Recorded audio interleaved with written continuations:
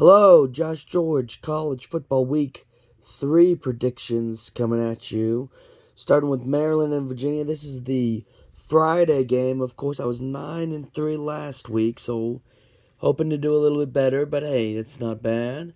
Um, Look, the biggest thing is I know Maryland is 0-2 and it's only week 3, or Virginia is 0-2 and it's only week 3. But Maryland has Tulia Tagovailoa, already has 2 interceptions on the year.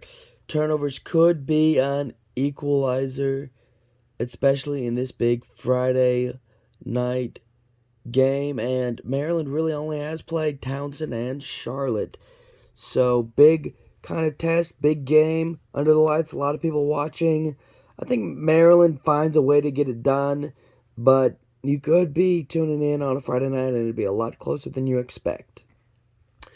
Boston College and Florida State. Look, Florida State has been great, but Boston College has played in 2 3-point games, and they're 39th in the nation in turnover margin. That is Boston College. So my gut here says that Boston College can keep this game close, but I just feel like Florida State, their offensive line is finally clicking on all cylinders. The D-line gets after the quarterback, and they get it done. Now, Missouri and Kansas State.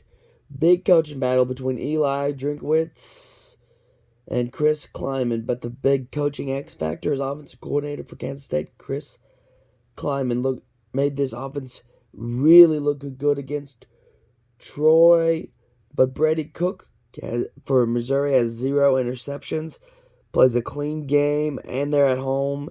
But I just think the right call at the right time with Chris Kleiman helps Kansas State find a way to get the win. Now, Georgia and South Carolina. Georgia's a really good, probably the best football team in college football. Spencer Rattler's an amazing quarterback, but the offensive line is not good enough to stop this Georgia defensive line. Georgia will win this football game. North Carolina at home against Minnesota.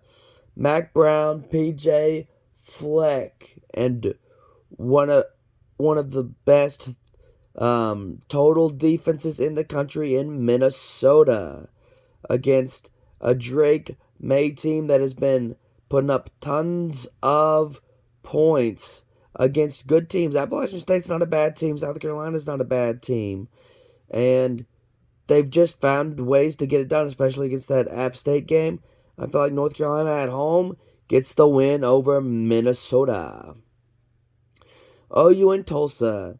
The Jeff Levy vanilla offense was almost not enough. He had to mix it up against Southern Methodist.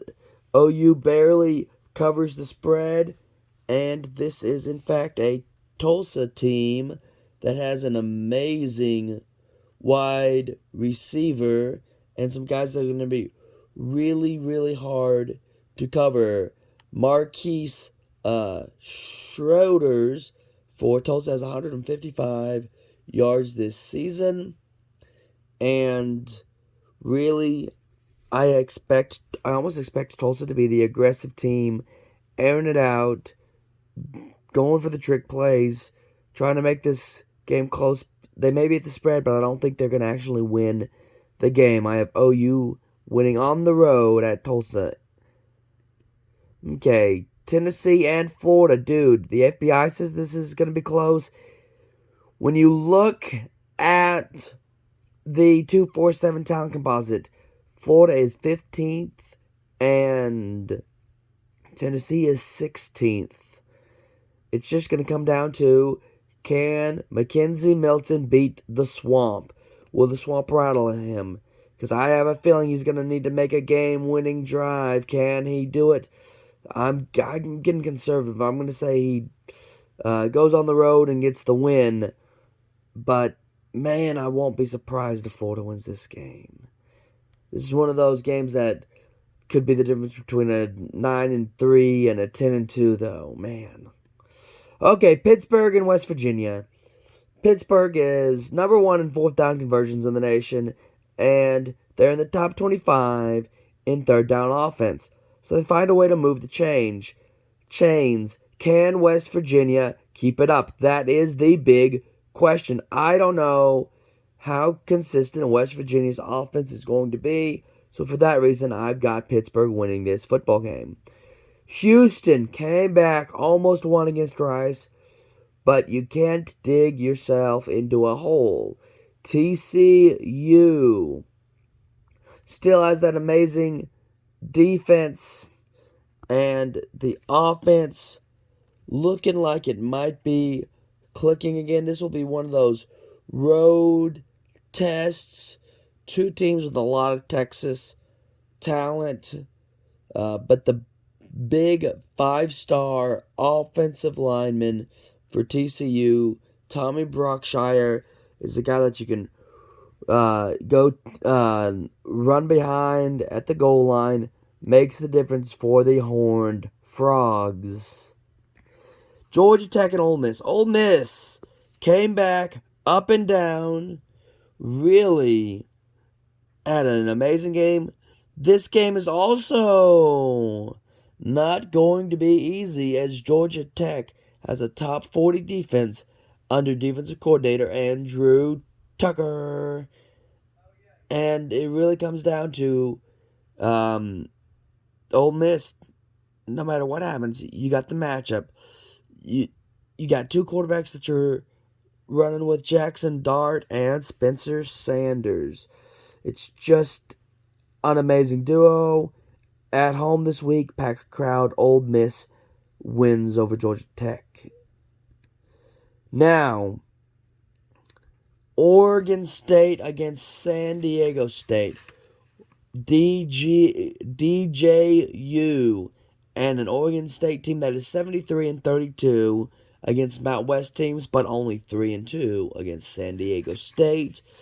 They've really got to make their mark, as they are a team that is looking at going independent or looking at not having a conference, or, well, you got to find something soon, because, man, I feel like this win is just really needed for them, and I feel like DJU has it, and the emotions are going to run high. That means you're just hitting a little bit harder than San Diego State.